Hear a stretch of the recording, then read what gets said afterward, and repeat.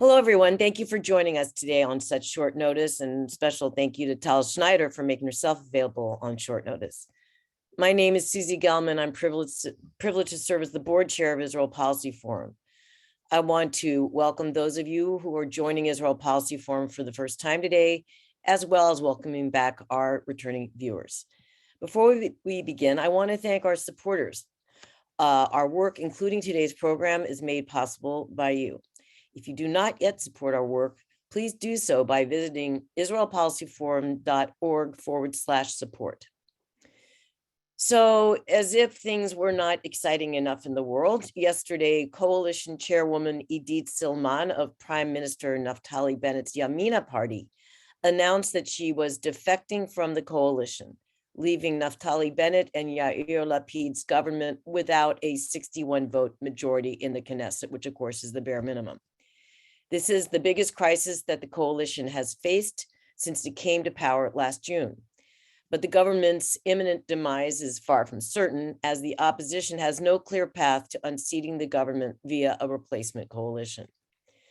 We are fortunate to be joined today by Tal Schneider, political correspondent for the Times of Israel, who will outline potential scenarios for what happens next, as well as providing insight on what this development could mean for the future of the Bennett-Lapid coalition and Israeli politics. As always, we welcome your questions, so please type them in the Q&A box located at the bottom of your screen. A recording of this broadcast will also be published later on our website at israelpolicyforum.org/briefings. So with that, Tal, welcome back, and thank you so much for joining us. Could you please provide us with some background on Idit Silman? How was her relationship with others in her party and in the coalition? What was her relationship, and were there any previous indications that she would defect? So hi, Susie. I'm so happy to be here. Thank you for inviting me. It's always a pleasure. Let me just start by saying that, we are in the event. It's evolving minute by minute. So everything I say must be taken, into consideration that things may change even when I'm done here. I mean, it's happening as we speak. I think whatever Idit Silman decided to do took everybody by surprise. It was not foreseen. She was a bit upset a couple of days before that about, I would say a minor issue of hametz and of Passover arrangements for the Israeli public hospitals. But actually today, when she gave an interview, exclusive interview, I may say, to the Times of Israel, this is the only outlet she spoke to. Actually, she spoke to our website in Hebrew, and it was translated into English. And my esteemed colleague asked her about this Passover thing, and she said, it's not about the Passover, it's not about the hametz, it's about many things, deterioration of the religious and state status and many other things. But it's kind of weird because she's been in this coalition for 10 months now. She had a key role. She was the whip, if you may call that very centric part in the coalition. It meant that she had, many sleepless nights. She had to be in touch with all those 8 factions chairs and manage all of them. It was an extremely tough job. She was, in a key position, very prominent position. I think the prime minister trusted her very much because he couldn't promote any type of vote without Idit running between the Arabs and the lefties and the liberals and the right-wingers and all of them and trying to convince everybody. I mean, she worked very, very hard. And I know her personally since before she became a member of the Knesset, when she was just an activist back in like 15 years ago. She's a very moderate person, and I was very surprised by that move because I interviewed her after the last summer session, when her first summer session was when it was done. And she said so many good things about this coalition and how happy she was to be in the position to bring together Arabs and Jews and left and right. I mean, when talking to her, she actually sounded like a person from the liberal left. And that's another reason that it took everybody by surprise, because she was, very committed to the whole thing. And this is extremely weird and different government than we ever known. And it took enormous strength from her and her from party members and also from the left to be part of it. But she was fully committed. And she gave so many interviews since then, during those 10 months. In all of those interviews, she was so fully committed. I mean, she gave an interview like last month saying how committed she is to the entire thing. So I think so up until now, I don't really understand the reason for that. And I don't think anyone could understand. She was lured by the Likud with the suggestion to become Minister of Health. But again, today in the interview that I just mentioned, she came out and said, I was promised nothing, and I did not sign on any paper, and I have nothing on my hands. It's not like I'm going to be a minister or anything like that. And having said that, the Likud and the opposition parties don't have really something substantial to offer at the moment because they don't have a government. Otherwise, they would be in power. And just to be clear about the hametz issue, which you say she now says in her interview, it was not the issue, but this was over Health Minister Nitzan Horowitz of Meretz, who I gather basically had issued an announcement that family members visiting or people visiting people in the hospital over Pesach would not be searched for bringing in hametz. But it's weird. Yeah, I mean, and right, Tal, that even when that was being sort of put out as the reason, if you will, I think there was a lot of skepticism even before she disavowed it, because it's such a minor, it's frankly relatively minor, a minor issue to potentially bring down the government over. But do you have any idea? I mean, it sounds like she's already said she wasn't offered anything because Likud is not in power, so they can't really offer her a ministry when they don't control the government. Do you have any idea what could have motivated her at this point? Especially, let's face it, this is a sensitive time on the eve of Pesach. Ramadan just has started. Easter is coming, so there were already concerns that there could be an uptick in violence over what Israel's experienced over the last 2+ weeks. And it seems, if nothing else, a strange time to be going down a road that could really bring down the government not that there's ever a good time, but this seems like a most inopportune time for that. Yeah, so very strange timing, because not only everything that you mentioned, and it's obviously she is inconsiderate, in the security situation. I mean, tomorrow might be the height of tensions because of the Friday prayers on Temple Mount by the Muslims. It's going to be the first Friday of Ramadan.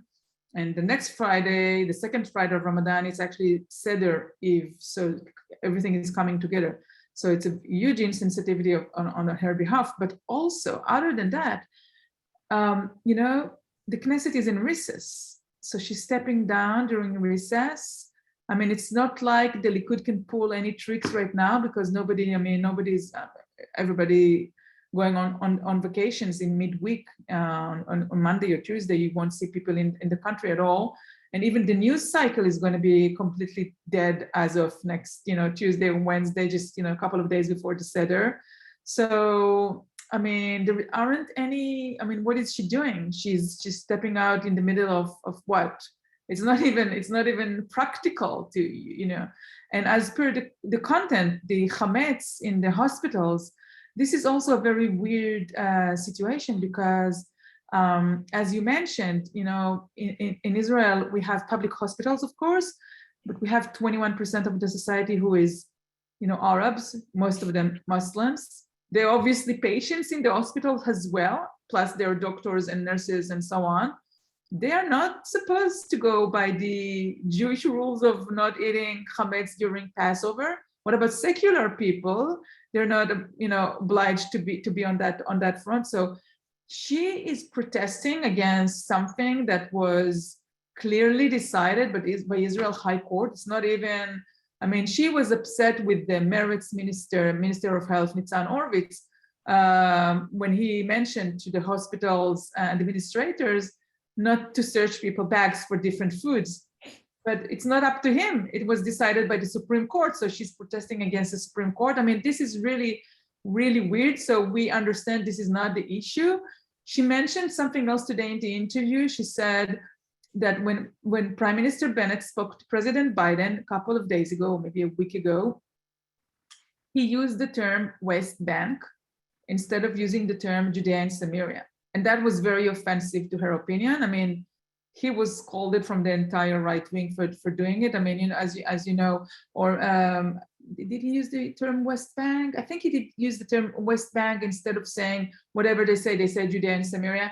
And she found this to be very, very offensive. And she said, if I am part of a government that is calling those areas West Bank, I'll better be a part of Lapid's party and not, right-wing party. So that's another thing that would, upset her. Overall, what we do think right now is that she's coming from a religious society. I mean, I said earlier she's a moderate, but also, I mean, it's still a religious society. She came under huge pressures from, in the last 10 months, she had her kids, yelled at schools. She had people attacking her on the streets. She had severe attacks online. She was complaining to the police about people who follow her car and threatening her on the roads. This is, really serious stuff. Yeah. She was from neighbors, from school friends, from the synagogue, demonstrating against her everywhere she went. She was, ridiculed and I mean, this is not just her, by the way. It's all the party, all the members from the Knesset in the Yamina party, 6 of them. They all get that. I mean, but she was at the front of getting all of this really hate crimes. And some of the things she complained about, the people who attacked her were never caught. She complained about being attacked, physically. And because the people that attacked her were never caught, the entire right wing of Israel came out and said she's just, invented those stories and lied about it. So she was under huge pressure for so long. And according to people at the Prime Minister office, they say that she caved in. She just couldn't take it anymore. And this may be one explanation. I mean, the politics here became so brutal. I mean, if you are in the United States, you probably experienced that as well. But things are really, really brutal. I mean, on the right wing, on the Likud, they, make names and everything. But then whenever she stepped down, immediately they embraced her and say how wonderful she is. So they flicked very, very fast on her. Just one more question about Idit before we move on to some of the other players in this ongoing movie, if you will. Could you talk a little bit about her husband's role behind the scenes with Smotrich? That really kind of struck me. I mean, here she is. She's a member of Knesset, obviously a person in her own right. And I think our audience would be interested in your take on what was happening behind the scenes between her husband and Smotrich. And I don't know, did he kind of manipulate her into the situation she's in, possibly? Right. So first, it's important to note that in Israel, the politics, I mean, this is not the first time we encounter a spouse that is highly engaged in the politics. I mean, Rafi Peretz, the chairman of the Beit Yehudi, the Jewish home, before Bennett, had his wife over the phone with prominent ministers. We know about the former prime minister wife, Sarah Netanyahu, highly engaged in everything, nominations. So Shmuel Silman was apparently also very engaged and pushing her to step out. And he said he's supporting of the former Prime Minister Netanyahu. And he was on the phone with the MK Bezalel Smotrich, as you mentioned. And according to what we've seen, Bezalel Smotrich was even involved in phrasing the letter that she sent, the resignation letter that she sent.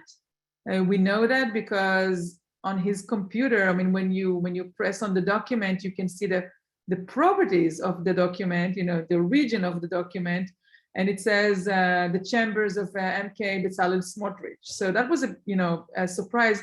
I think that was one of the reasons she came out and interviewed today to our website, is because she felt that people are thinking that she did what she did on behalf of her husband's orders, and she wanted to make things straight, that she wanted to step down. I know her for several years, more than several years. She was never the little woman type, if that's a word. I don't know. She's not like that, and she had a very impressive career in healthcare providers before she joined the Knesset, and her husband as well has his own marketing career in healthcare providers. But she was actually higher than him, I think, on her career path. And she became activist with Shaked and Bennett many years ago, was engaged on her own behalf in the party. So yeah, I don't believe that she did what she did because her husband told her to do so. Well, thank you for that. Yeah. All right, let's talk a little bit about some of the possible scenarios for what could happen next. And as always, Tal, we're not going to hold you to anything because it's all playing out, but let's just talk about what might happen. So what paths does opposition leader Benjamin Netanyahu have for returning to power? And alternatively, what options do Bennett and Lapid have at this juncture? Okay, I will try to be as little as technical as I can, but again, this is election rules, so it might be a little bit, how would you say that? We have to go into the details. I have no choice other than saying it. Opposition leader Netanyahu doesn't have 60 seats. The Israeli Knesset is comprised of 120. 61 were with the coalition, and if she's stepping out of the coalition, well, it doesn't mean automatically that she's going to the other side, but also to begin with, Netanyahu doesn't have 59. So he's not in an equal position at the moment. The reason for that is the opposition comprised of the Likud, of two Orthodox parties, of the religious Zionist party, which is, sometimes it's very Orthodox as well, and the Joint Arab List. The Joint Arab List, there are 6 members. They're not part of the coalition. If you recall, we have 2 big Arab parties. One is the Islamic movement. They are part of the coalition headed by Mansour Abbas. And the other one is the Hadash and the Joint Arab List. There are 6 members. And in no way they are cooperating with the Likud. I mean, they don't want Netanyahu to be back. So even if she's moving to the Likud, which is she's not doing that yet, but even if she does, it doesn't mean that the other side have 60. So the power on the opposition is somewhat limited. They have 2 paths at the moment. They can dissolve the Knesset and go for another election, which we would call the 5th election, because we are still in the same crisis that is going on for a long time now. Or Israeli parliamentary system. We go by the British system, if you know what I mean. You can change the government inside the same Knesset. So you don't have to dissolve the 24th Knesset. You can just, let this Knesset be and get a new coalition.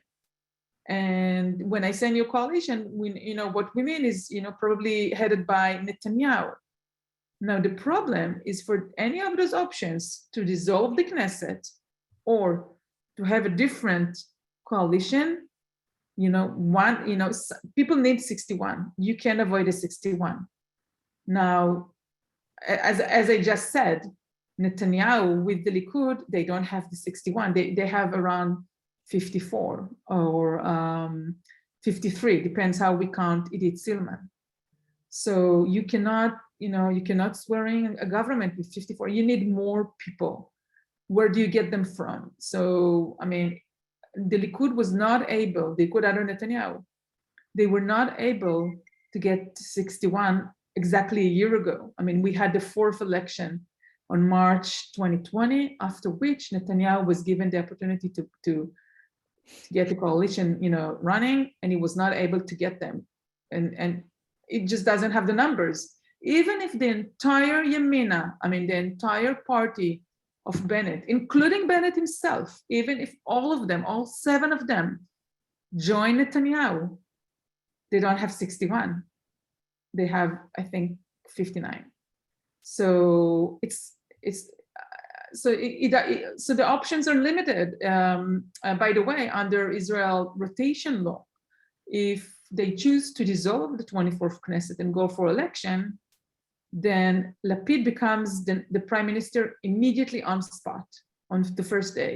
So let's say they find the 61, I don't know how, let's say, they bring it from Gantz or from maybe the Arabs to joining them or whatever. They do it on May 2020. So instead of Yair Lapid to be prime minister on August of 23, Yair Lapid become the prime minister on May 22. Now, obviously, this is a caretaker prime minister. This is an interim prime minister because he is a prime minister for election and then for the government process of building, which may take, together the election cycle plus, until they swearing a new government, it can take 6 months. So he is a prime minister for 6 months. But as we have all seen, the situation in Israel is such a deadlock that nobody knows if after an election you can build a new government. So, I mean, we have a couple of polls in the last couple of days. Most of them don't show that Netanyahu has 61, government under the polls. Even if the polls shows today that you have 61 or 62, there was one poll that showed that, but it was not an trustworthy poll.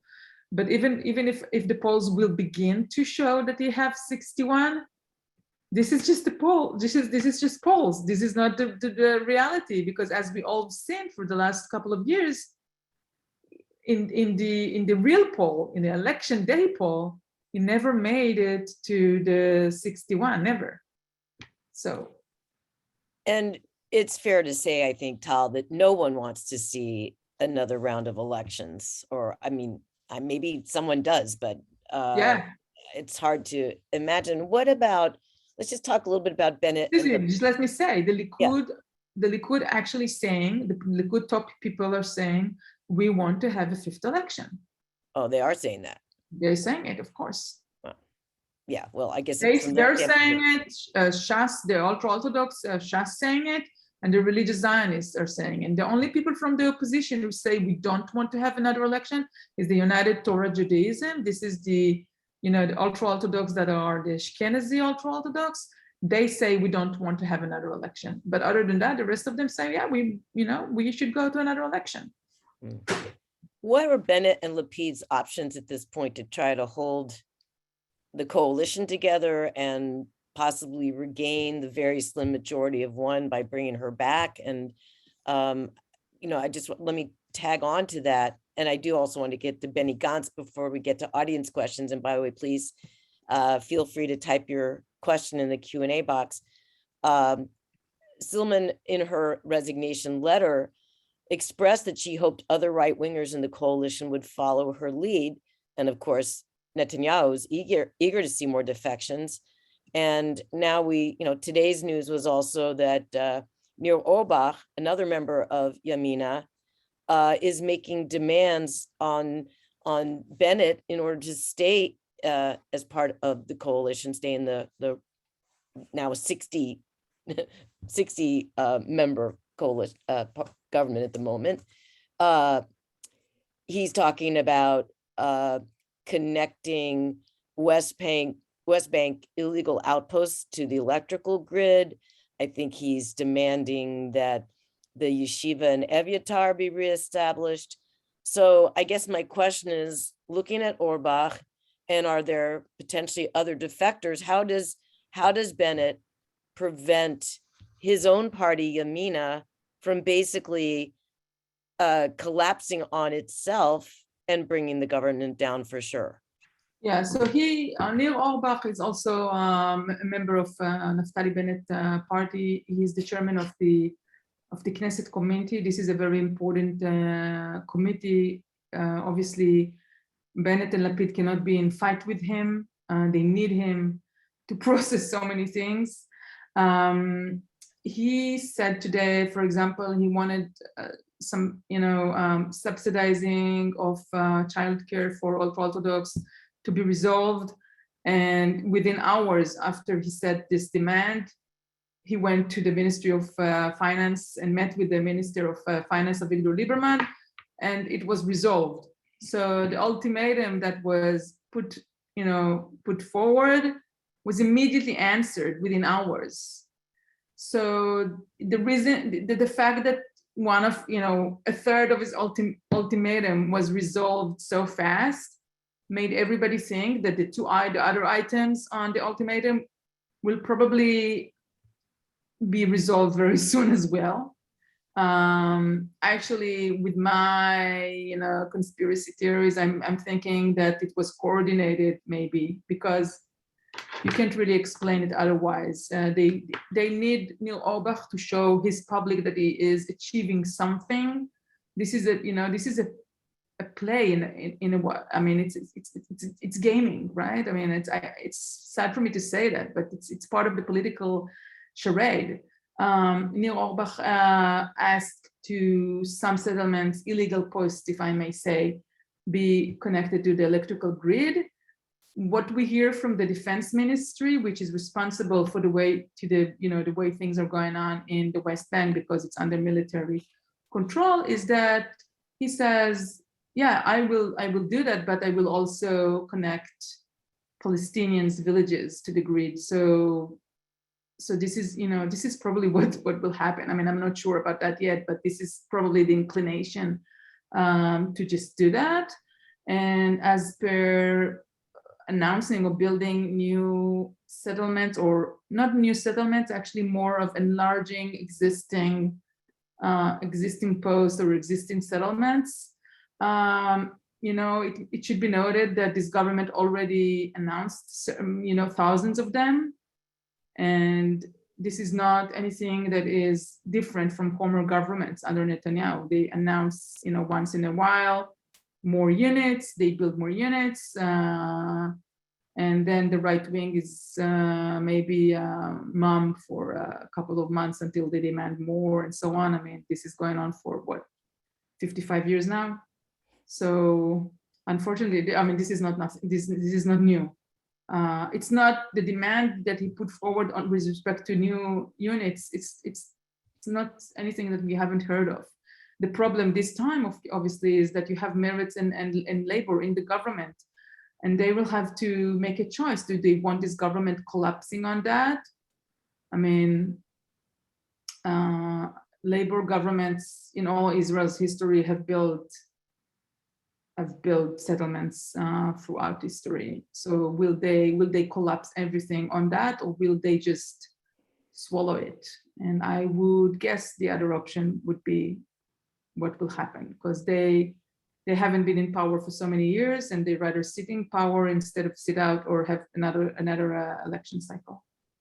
And I want to get to Benny Gantz, because you mentioned the defense ministry, and of course he has a role to play here as well. But just one more follow-up about Nir Orbach, especially if his demands are being met and he's getting, an audience as soon as he wants one with the finance ministry or whatever. I mean, what's going to keep other Yamina MKs from doing the same thing? Everybody sort of just deciding what their wish list is and then demanding that Bennett concede or they will leave the coalition. Well, it's a good thing there are only 6, right? Yeah. It's only 6 of them. It's true. I mean, they've been demanding things since they came into power last June. They do it all the time. This government is all about bringing, trying to bridge between Yamina and Meretz and Labor and Ra'am. And, Ra'am has their demands. Labor have their demands, all of them.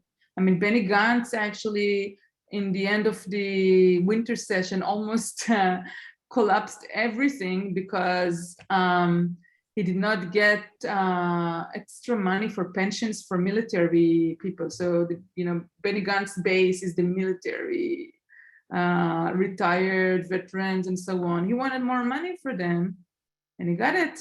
I mean, he just didn't vote with the coalition on one issue. He said, if I don't get it, I will not vote with the coalition. And they had no choice. This government has 8 parties, 8 factions, except the Yair-Lapid party, which is 17 members. All of the rest of them are between 6 to 8. So they're just, they're pulling to 8 different directions at all times. And Yamina is not different for many of them. And they will, if they have their demands, they will have to figure it out. So as I said, I want to turn to Benny Gantz. There's been a lot of focus on him as well as a potential weak link in the coalition, one who resents both Bennett and Lapid and still has his eyes set on becoming prime minister. How might Gantz play his cards going forward vis-a-vis Bennett, Lapid, and Netanyahu? Well, when you talk about Netanyahu's number, and I said earlier that he doesn't have the numbers, you could notice that if he has, 54 and he will be joined by the 8 people on Benny Gantz's list, then he will cross the 62. The problem with that arrangement that it was already happening a year ago. I mean, Benny Gantz was in the government with Netanyahu, and Netanyahu completely ignored him and ran over him and humiliated him. So, I mean, he's been in that spot before. What are the options? I mean, right now he's a defense minister and nobody is humiliating him. If he goes back to the lap of the Likud, I mean, he can do that. I mean, how many times a person can go on the same mistake? I mean, you would presume that he learned his lesson. I mean, the time that he was with Netanyahu on the government was maybe the most horrible 8 months in his life, because he was really, I mean, the Likud said horrible things while sitting with him, and he got a huge promise from the ultra-Orthodox parties that they're vouching for him to be the prime minister, the next prime minister, and they never stood up to their words. They actually threw him out as on the first day when the government was convened. They started playing with him, and he knew that immediately. So, I mean, where do you go from there? And Tal, as you know, one of the worst things you can be in Israel is a friar, which would translate roughly to a sucker. So he doesn't want to appear to be a friar and fall for Bibi's games yet again, right? Yeah, I mean, it seems to me unlikely, but I can't really tell. Another issue to take note is even he has 8 people, including him. But according to what some of his people said on radio stations, if he chooses to join Netanyahu again, they will not be with him. The same that Idit Silman is doing now to Bennett. Mm-hmm. They are, they members of the Knesset. They have the discretion. They're not obliged to go with him if he is signing an agreement with Netanyahu. So I'm going to ask one more question and then get to audience questions because we have several lined up. So Tal, regardless of how this crisis ultimately plays out, we've returned once again to an area of political uncertainty with a government in place that does not have a majority to pass legislation, which ends 9 months of relative stability that had been preceded by 2 years of subsequent inconclusive elections and no government. This is clearly not sustainable. So what implications could all this have on Israel's political system and on Israeli society more broadly? Right. So as I said, if we don't have 61 to dissolve the Knesset and we don't have 61 to replace the government, we are stuck with this government, and this government has only 60 people and it can't put forward bills and laws. It doesn't have majority in the committees. It doesn't have majority in the plenum. So, one thing they can do, they can get the abstaining, not votes, because abstaining means, staying out of the joint Arab list. So it means cutting a deal with the Joint Arab List, saying you are either stepping out or voting with us in exchange for some favors.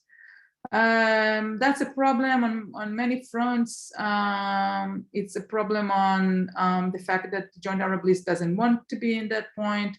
It's a problem because Ra'am, the Islamic movement, which is in the coalition, and the Joint Arab List are fighting for the same crowds, and Ra'am doesn't want the Joint Arab List to, get gains. It's also a problem because, at least one member of the Joint Arab List is from Balad, which is it goes against the state of Israel. And it's a problem on the, the reputation effect of this government. Another option for them is to convince Idit Silman to go back, to retreat her decision. It doesn't seem likely, I must say. People started to think today maybe she will get to be a minister and this will solve things, but I can't really tell you. It doesn't seem likely at the moment. Minister within this coalition, not minister at the Likud. Another option, which is the worst, but it's the dead end, I suppose, option, is to just carry on. I mean, government makes decision. Government makes, resolutions, and you are unable to enact reforms and unable to move forward changes in bills and so on. This is, very sad, but I mean, it's been done, I think, in the past, and it can hold for a couple of months. Maybe it can hold, if they're lucky, they can hold it together until the next budget, which is March 23.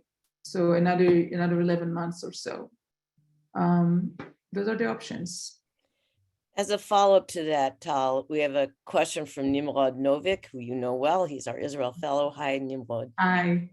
There have been several minority coalitions in the past. Rabin in 74, Rabin again in 1993-5, Peres following the Rabin assassination. So Nimrod is saying this one is not yet a minority, because I guess it's not clear. But can any lesson be drawn from the precedents to the current situation, or does the diversity of this coalition make it a unique case? Yeah, I mean, this is what I just described. I mean, you carry on until you are unable to carry on. They are, holding it together. They're not dissolving. If it carries on like that until the government falls because of the budget in the end of March 23. So again, as I said earlier, Lapid becomes the prime minister effective immediately, and he replaces Naftali Bennett, and the country goes to election with Lapid as a prime minister, and then Lapid stays on until the government is sworn in, or, I mean, we don't know. I mean, it can be an interim period for 2 years also, as we've seen in the past. So this is what can happen. We have a question from Michael Gelman, and yes, he is related to me. This is the first time he's asked a question in over 2 years of webinars, so I'm so excited. Welcome. Michael wants to know, how does Bibi's trial affect the current situation? Yeah, so the Bibi trial has really progressed in the last couple of weeks. One of the major state witnesses went on. This is Shlomo Filber, who was the Director General of the Ministry of Communication under Netanyahu. And he actually, I mean, I'm not a legal scholar, but from what I've read, and I haven't been in the court, from what I've read and listened to, he actually helped the prosecution to prove the bribery charges. It seems to me that his testimony was dramatic. And obviously he was not cross-examined yet, so we only heard one side. And he will be cross-examined, I think, next week. But his he was a very close aide to Netanyahu and a huge admirer of Netanyahu. And he began his testimony by saying how much he still admires Netanyahu and how much he still loves Netanyahu. And he was trying to really portray things as normal, as business as usual. And then he got the threat from the prosecution on, I don't know how you called it in English, the term, but his testimony turned to be, tricky. And he was on the verge of announcing himself as hostile witness, we call it here, which means, never mind the legal proceedings, but he got really scared from that announcement and he retreated. So his entire testimony was, hugely not good for Netanyahu. Mm-hmm. Now, as we say that, Netanyahu is not sitting at court every day. He went to the court for the first or second day of Filber testimony, but then he stopped appearing. And last night at the rally for the right wing, Netanyahu seems to be very happy about Idit Silman. But the joy and the, all the greetings that he got in that rally, they lead to nowhere, because this government, this Knesset is not going anywhere at the moment. So it will take months if it will dissolve. And as long as the time passes, the proceedings are progressing, and they have, by now, it's almost a year since the first witness. By now, they have a mass of evidence that is not good for him.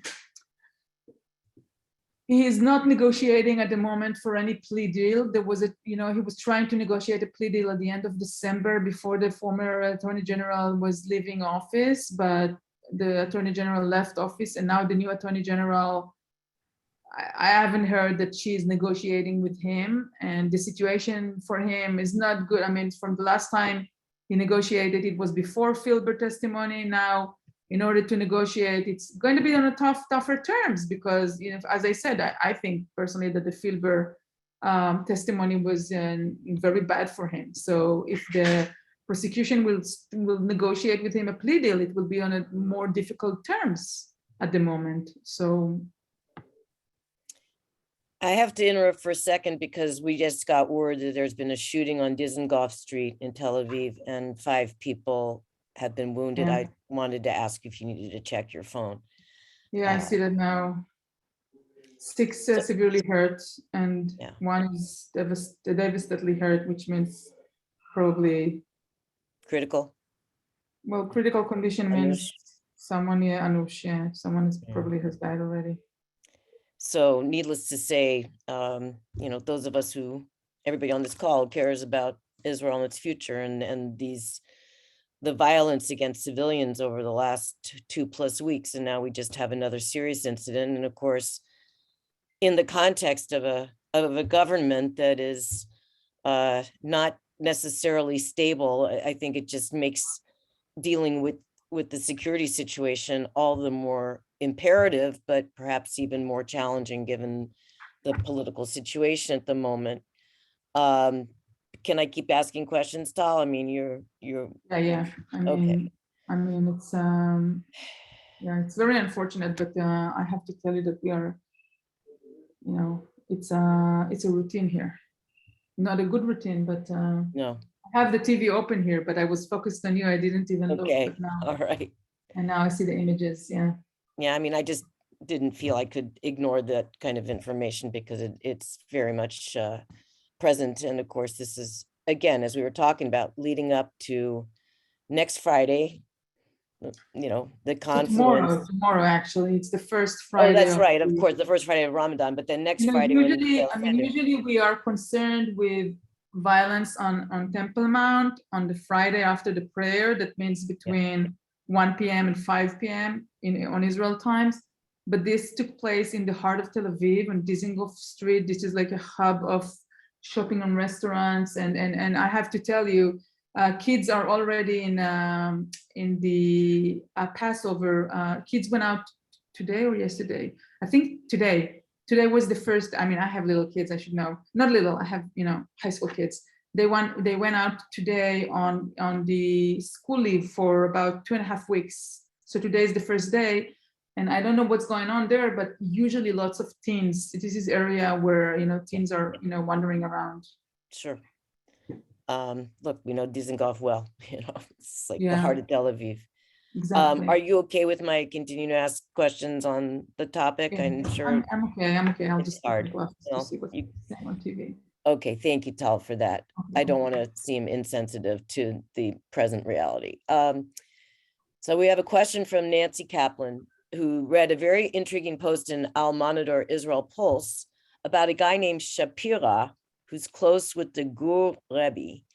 And the article speculated that the Rebbe might tap Shapira to take Litzman's place in the Knesset, that Shapira has a lot of personal connections across the Israeli political spectrum, and maybe he would manage to engineer a scenario in which a Haredi faction would join the coalition in exchange for the coalition backing off on controversial legislation. Could this be a rabbit that Bennett and Lapid pull out of their hat to foil the effect of what Silman did? I can't really tell you. Shapira is a very common name, and I haven't heard of anyone that is supposed under the name to Shapira to replace Litzman. I know they're talking about someone called Babchik to replace Litzman, but I'm not sure about a Shapira replacing Litzman.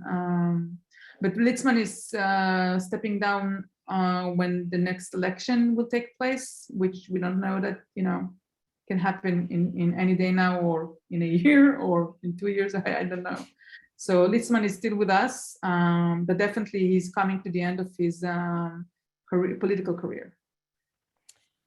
We have a question from Jason Berkovich. Should Lapid become PM, are there any significant moves he could make to help the left and center left win a larger share of the vote in the elections?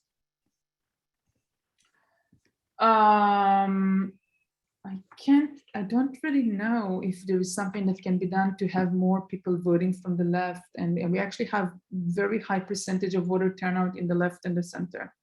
More than right-wing voter turnout. That's been the case in many years.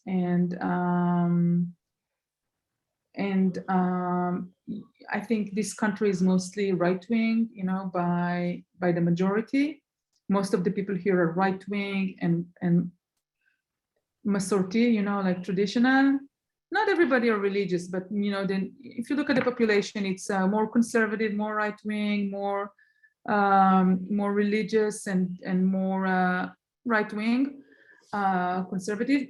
But if you take a closer look, you will notice that none of the Israeli government was able to form a coalition, to form a government without at least someone from the center or the left. So the reason Netanyahu was not able to form a coalition for 4 times, he formed a coalition one time with Benny Gantz, but before that he was not able because he always needed to have someone from either the left, and it was actually, we all know that by now, he was heavily negotiating with the Ram, with the Islamic movement. So he needs to get in either someone from the left or Arabs or center. He can't have a government. It's not just him. In Israel's history, never ever was the right wing able to form a government without someone from the center left.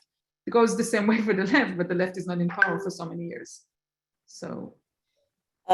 We have a question from Aaron Miller. Hi, Aaron. The average length of an Israeli government since independence is about 2 years. This pattern has still produced a pretty remarkable country, albeit with major problems. Is there any incentive or realistic prospect to change the political system? Wow, that's a big question. It's also, we had a change of political system, halfway change back in the early, I think, was it the 2000s or so, more than 20 years ago. And the change of political norms and political system did not change the people.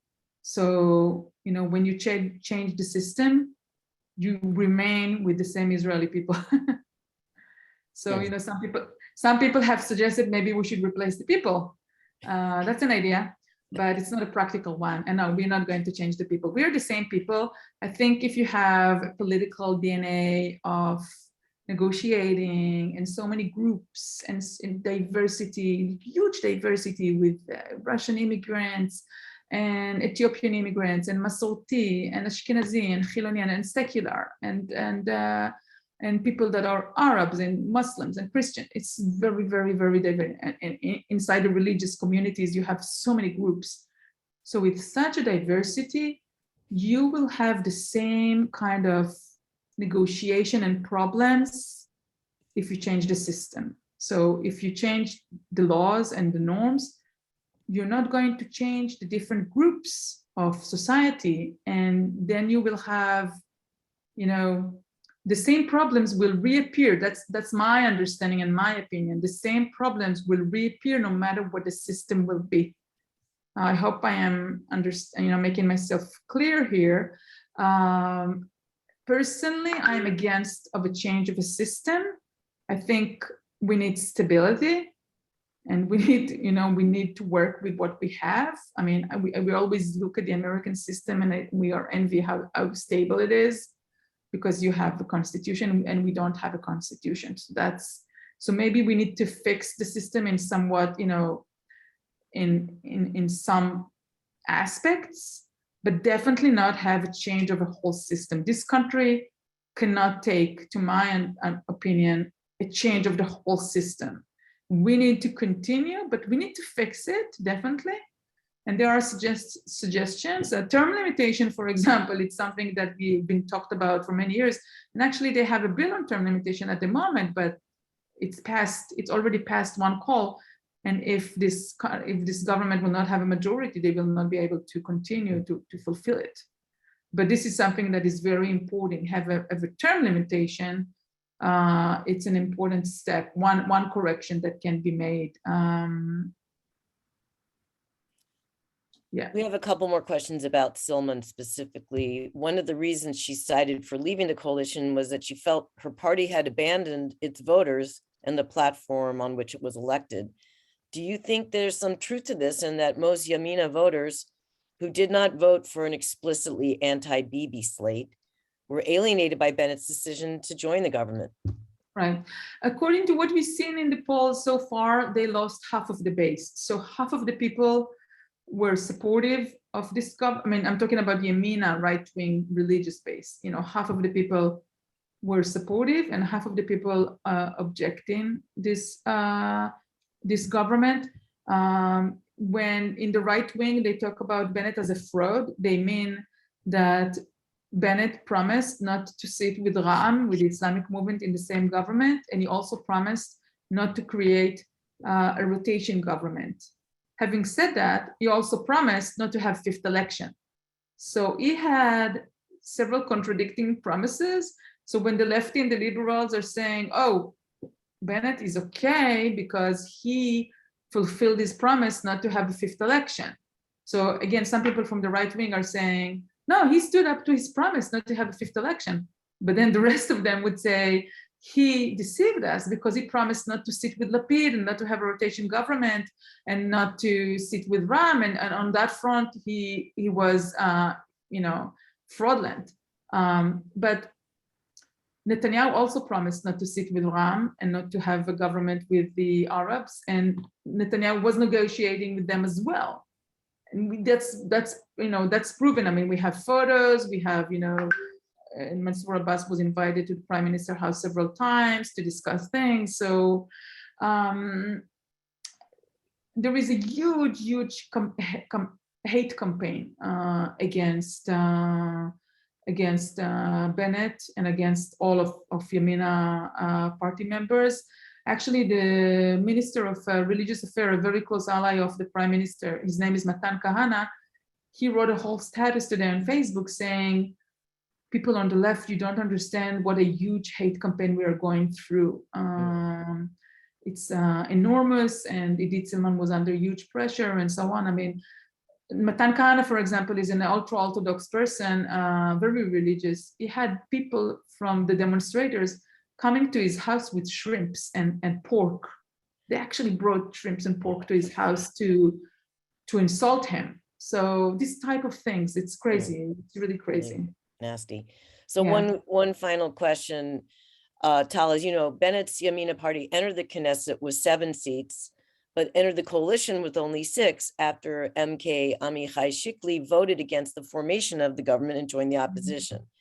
With Silman's defection, and it sounds like Yamina is moving to label Shikli also as a defector. Right. But with Silman's defection, Bennett has a party of 5. How will this impact his ability to lead the country and his party? And do you think there's a real risk of his losing his party entirely? Yes, there is a risk. I must say that Shikli was announced today. I mean, not announced yet, but formally, the party formally announced him as a defector, whereas Silman has not yet announced formally. She said she's stepping down, but the process of announcing him as a defector is a specific status under Israeli law, and it has harsh meanings for him. It's almost like a semi-trial for him in the Knesset that will take place at the end of April. He can even come with a lawyer and so on. It means, there's a lot of implications and sanctions for him. He cannot run in the future and so on. So Yamina actually split from him just today, 10 months after he's been playing, ball against them. She's not yet announced that. And in the interview today that I spoken about before, she said, I don't want to be a defector. I don't want to be out. So it's hard to understand where she's going, but definitely in a party of 7, if you have 2 of them that are not in the game anymore, this party had a problem to begin with. They were in a problem from the first minute. And it's not just about the 2 of them. You see in the polls, Naftali Bennett doesn't get the public support. He has only 7 members party even to begin with. So in a government of 61 to have only, it used to be 61 until yesterday, to have only 7 people who are your party, it's a huge problem. This is a very unique and different government that we never had anything like that. And it's also time limited because everybody knows that Naftali Bennett is going to be replaced next summer no matter what in August of 23. So, but then when you say that, and I am a supporter of this government because they took Israel, Naftali Bennett actually, with everything that I've told you, and him being a right-wing and a religious and a conservative and everything, this person actually saved the country from deteriorating in a huge, we were on a roller coaster heading down because we had 4 election cycles. We didn't have a budget for 2 years. The former prime minister was replacing the justice minister, and he was about to replace the attorney general just like that. And we just saw Viktor Orban in front of our eyes getting, controlling the entire media. Things were moving really fast in a very bad direction. And to my opinion, Naftali Bennett actually saved the day. He was, people are saying, oh, he became a prime minister. This is so much fun. Well, this is not really fun for him because he's being scolded, he's being humiliated, he's being called a fraud. He doesn't have the public support. He doesn't have the party support. He hardly has his coalition support. And yet with that, someone needs to run this country. So it makes me, when you listen to me, you may be saying this woman is portraying him like a murderer or like, someone who sacrificed life for the mission. But I truly believe that those guys, Lapid and him and Gideon Sar, they came together. Gideon Sar is another, figure, the justice minister. He's from the right wing. Those people came together and they saved the country from deteriorating to something that we didn't want to see here. There were so many other examples for the deteriorating. I don't even, I can't even start to count them. It was just, breaking all the rules, breaking so many norms. Netanyahu protested against the judges. He protested against the prosecution. He humiliated the chief of police. We didn't have a chief of police for 2 years.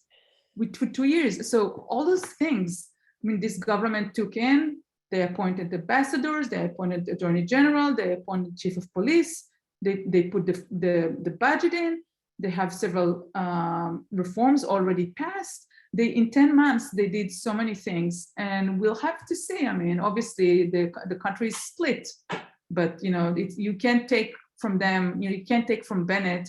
I mean, even fixing the relationship with Jordan and now fixing the relationship with Turkey.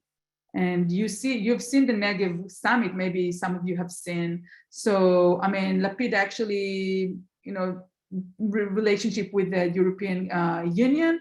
And I have no idea if you saw the Israel had a huge rescue operation of Israelis from Ukraine, like around 12,000 people, 12,000 people were brought in back home in 3 weeks. That was, unbelievable. So they did many things to my understanding and my opinion. And